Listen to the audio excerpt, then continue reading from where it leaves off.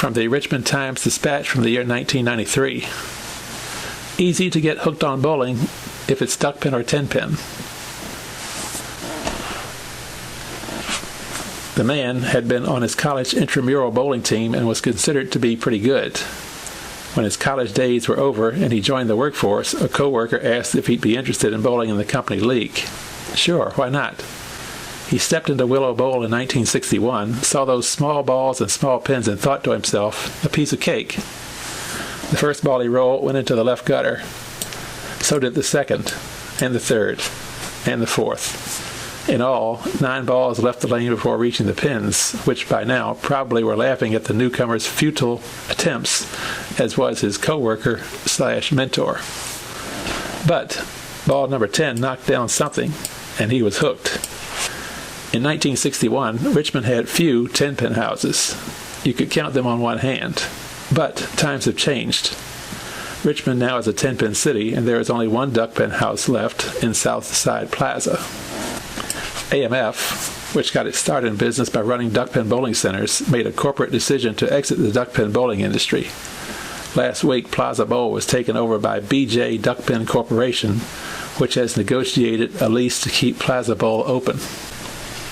Richmond's duckpin bowlers have high hopes for this new venture because they love the sport and because its demise would take one more bit of diversity from the city, which already has lost major department stores, hotels, movie houses, and a quantity of smaller businesses. Many tenpin bowlers have visited Plaza Bowl so they can strut their stuff and show the duckpin bowlers what a real bowler can do.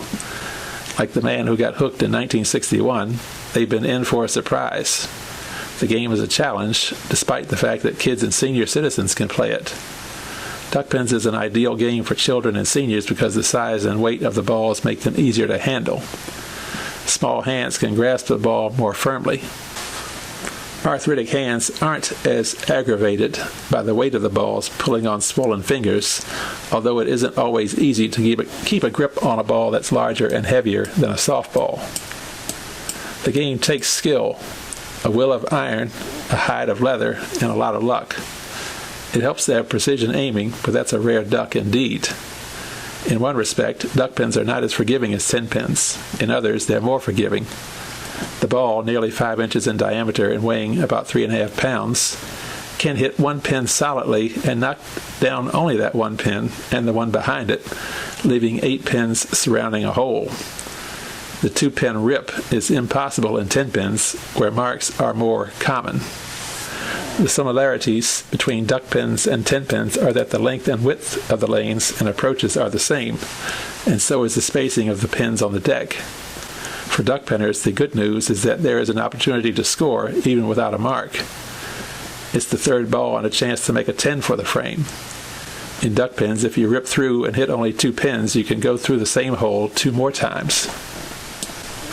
Or, if you try to correct your aim, you might go to the other side and rip out 2 more pins. So for your third ball, you have 2 pins on either side and 2 more dead center. What can you do on your third ball? It can be done because the pins go to work. They don't just topple, they fly and spin. They can fly right between other pins without touching them, or they can bounce off the side wall and slide back to hit a standing pin. It's legal because the sweep isn't automatic. Any pin that falls after the sweep has begun must be reset, same as in tenpins. And if the ball bounces out of the gutter and hits a pin, it doesn't count, same as in tenpins. Plaza Bowl has several youth leagues, from bantams to juniors, and the management is enthusiastic about its youths.